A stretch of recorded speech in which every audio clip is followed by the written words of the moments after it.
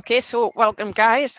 So today, as Nicholas mentioned, we're just going to be sharing a little bit of information around about what Parkinson's is as a condition, and also why it's important for people with Parkinson's to be active. And then we'll start going on and start talking about kind of how boxing can be applied to that.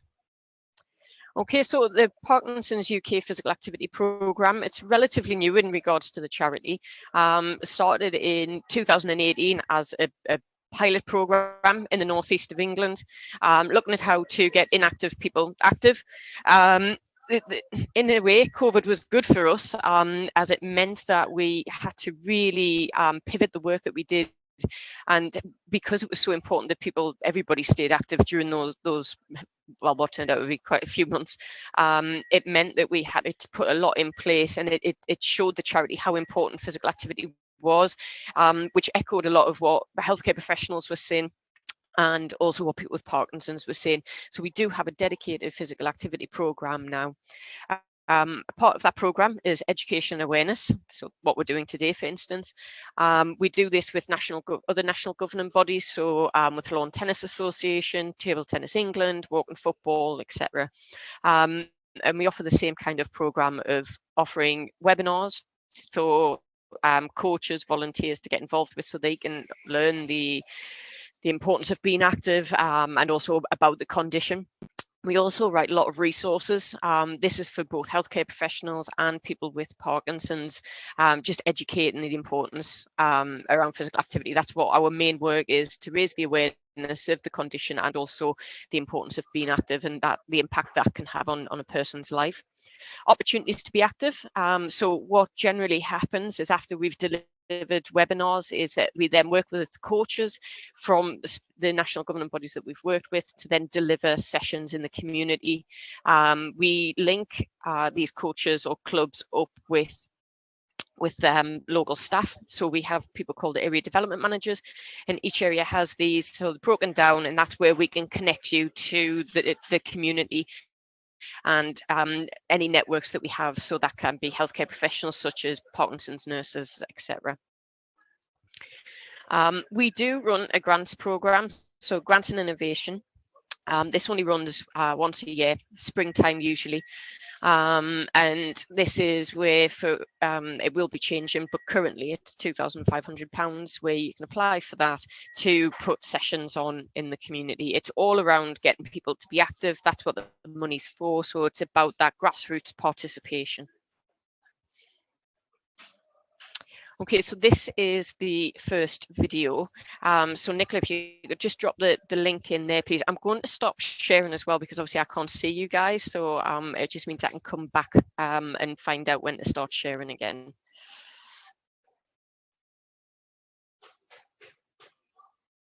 Guys, if you all managed to get that link in the chat, just give me a thumbs up. Yeah, perfect. If you go ahead and click the link, watch the YouTube. It's only a short clip. Watch that and then just come back to us when you're ready.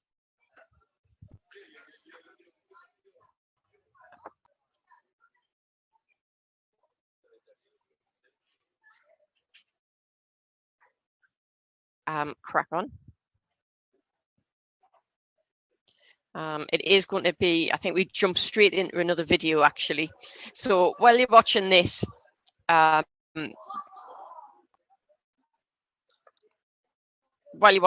video, yeah, just have that comparison, think about that comparison, but then start thinking about this with regards to coming to sessions, to turning up, how that might impact somebody, or things that you have to consider even just before somebody comes through the door to your session and to see you. So again, if we could just do exactly the same, if you just type that you're back once you've watched this. Excellent, thank you.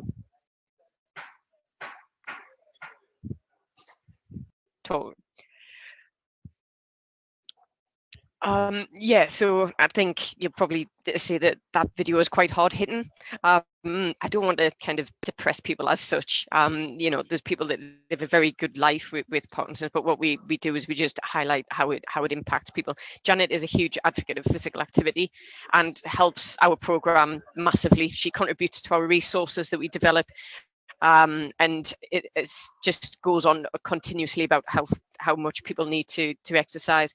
And she did say that before she was diagnosed, she knew that something was wrong, but the doctors just kept saying, no, it's nothing, it's okay, to the point of where she was pretty immobile, and she had to start right from the beginning to get her mobility back.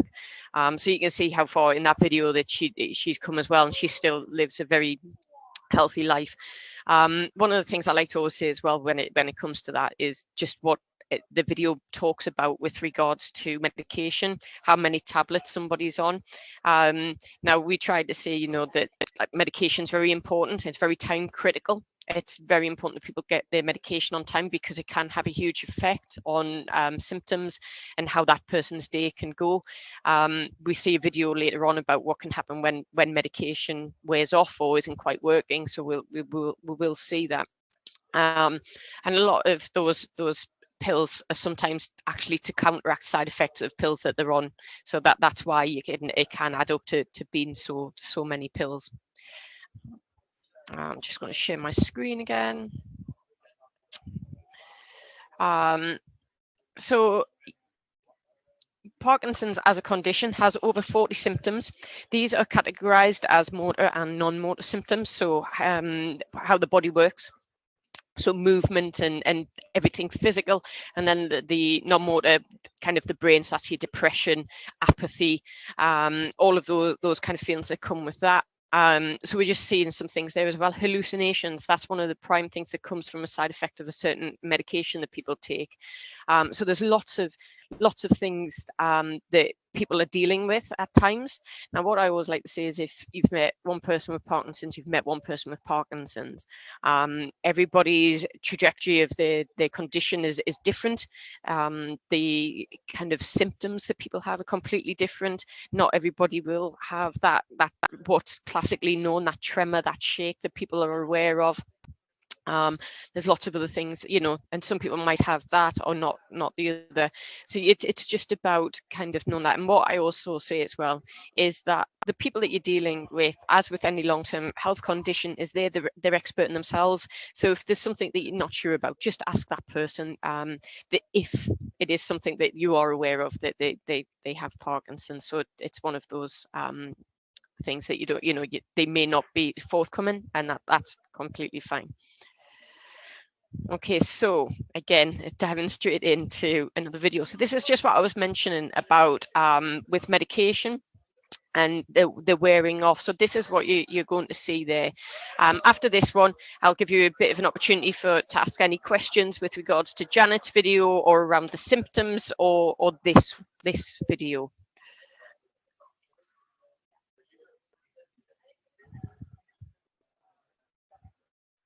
My screen.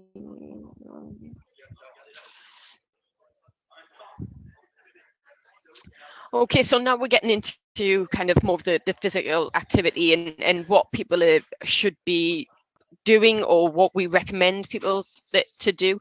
Now, I'm not saying that this is down to you to make sure that like you're given this information and, you know, you're suddenly saying you must be doing this, you must be doing that. No, it's just so you are aware. So if people ask, you can say, I know what the recommended allowance is. Now, what you will see is that this is no different to any adult that is recommended by the government guidelines. There is just one element that I'll talk about here, but also the next video goes into a little bit more detail about. So we recommend that it's at least 2.5 hours of physical activity a week to be beneficial. Now, that can either be moderate, we recommend moderate to vigorous. Now, if it's vigorous, we're saying that to get that benefit, that's around about 75 minutes that you need to be doing.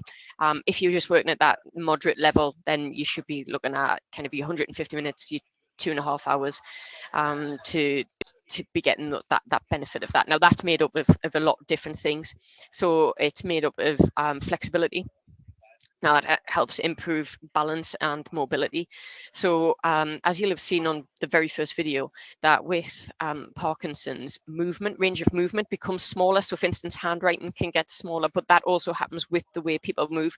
So just when you're thinking about within your sessions, nice big movements. So making sure that if, you know, people are circular motions of the joints, making sure they're nice, big, and encouragement that, you know, that when they're saying, you know, they are doing arm swings, that their arms are nice and straight. They try to get it past their ear and make that motion as big as possible. You know, same with if they're doing any hip movements, things like that. So it's all about big movements. Also some postural control within that as well, because that with building up the strength can also reduce the risk of falls. So we recommend around about 2 sessions a week, if not more, of resistance training, or what would equate to being able to build strength. So that can be body weight or on doing weights at all. Cognitive elements within that. So that means that it's a kind of the energetic demand on the brain, not just the body. So we want people to be doing thinking tasks, because there is a cognitive decline with Parkinson's. So you want people to be doing thinking tasks. So for instance, that could be counting backwards into threes from 100 while they're jogging on the spot. It could be that you've got coloured cones on the floor and they're jogging on the spot, and you call out for that coloured cone that they then have to go and touch and come back. Dancing naturally has something like that in, because you're thinking about the steps and you're always thinking about that. But as you find, a lot of sport has all of this in. So, you know, we talk about agility, flexibility. You tend to find that taking part in sports rather than doing your exercise classes has lots of these elements in it just by participation. So just to think about that. So again, just as you're thinking about this and watching the next video and what they're talking about there, just thinking about in your sessions, what you know, actually you'll go, oh yeah, we do that, therefore that's good for that. So you can start looking at actually just how good it is for people with Parkinson's, and that actually what you're doing already, people can just kind of slot into. And that's where what part of this is about, is actually making you realize that there's not a huge amount of adaptation that you need to do to be able to have people engage in your sessions. Okay, so we're just going to the next video now. I'll stop sharing. And again, just the usual, if you could let us know when you're back, please. But, yeah, so that video obviously is just indicating the importance of intensity, and that's what we try to get across for instructors, but also for people with Parkinson's. And I think what it says there as well is that for all, it's very individual.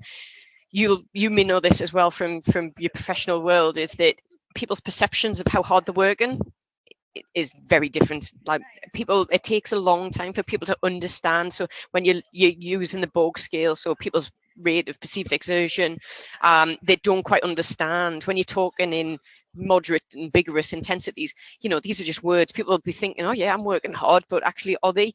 One thing I would like to say on that as well is that heart rate is a good indicator, but some medications that people take for Parkinson's actually affects heart rate. So you may find that actually their heart rate doesn't go up. So that they may be working harder, but the heart rate isn't seen. So always possibly back it up with the talk test. You know, that's a really good, and it's a very simple method. And it's a good one for people to be able to gauge as well.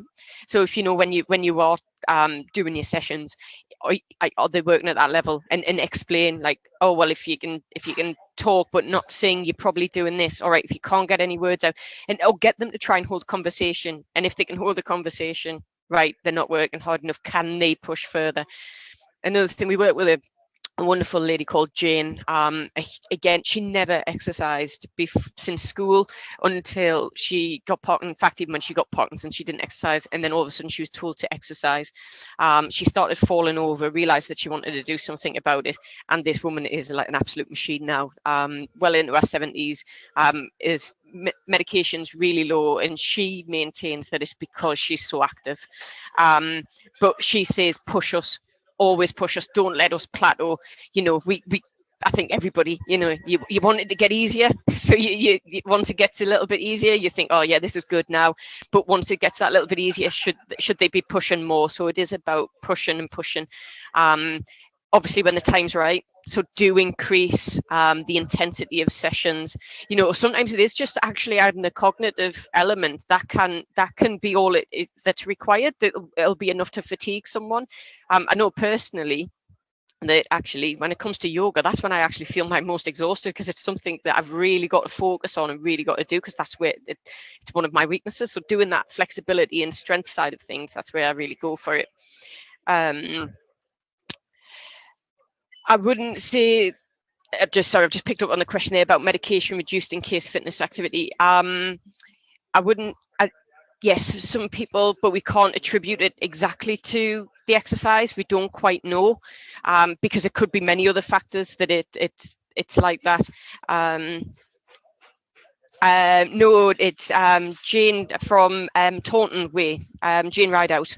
I think you might know her, but yeah, she's like that. But yeah, so we can't exactly attribute it to the medication that goes up. Some people will maintain, the research is starting to point us in the right direction, that exercise does have an impact on the progression, but we really cannot say anything yet. That research isn't conclusive enough for us to be able to say. We would definitely not recommend talking to anybody about medication either. That's for the professionals. If they start to talk to you about medication and changing their medication without a professional, please signpost them straight to the professional and say, do not touch your medication without that professional. But again, that's not for you guys. You're not the expert, you're not the consultant, you're not that person to change that. And we'll go into this in the next bit, but at any point, if someone comes up to you and starts talking about things like that, signpost them straight to our helpline. On our helpline, we've got dedicated nurses, we've got dedicated consultants, we've got a whole host of professionals that are on there that are able to give that advice. But no, we tend to say that some people may find that their medication, they don't need to increase it as frequently as others, but there's others who exercise and actually their medication does change. Again, like I've said, it's very individual, and that's kind of one of the things with this, is that not one size fits all, as with many things when you're working with people with long-term health conditions, but this is so individual. It is always going to have to be tweaked slightly for the different people that you're working with. Yes, Nicola. Question. From a fatigue, obviously dependent on the person, I get that, but is there any relationship between Parkinson's and extra exercise fatigue, or not necessarily? Yes, so naturally, again, individually, because people do have huge problems with fatigue, and it's people said it's a bit like that jet lag. You just hit the wall, there's nothing there. So people do have that, and and again, that just makes it very difficult to just function. It's like when you hit that wall, there's just nothing in you. So yeah, people will experience fatigue quicker. Also as well, certain symptoms will do that. So rigidity, for instance, tremor, it's all making the body work harder. So there's a higher calorie expenditure there. So people will naturally have fatigue quicker than others. So yeah, it varies. But if fatigue is one of those symptoms that they do have, then you will find that exercise fatigue will come much quicker. But then again, building up your fitness and things helps. So this is our message as well. Actually, it may be difficult, and you are going to, on those days, hit those walls. And what one person can do one day, they may not be able to do the next, or even the week after. And they may be progressing, but then all of a sudden hit a wall for 1 week.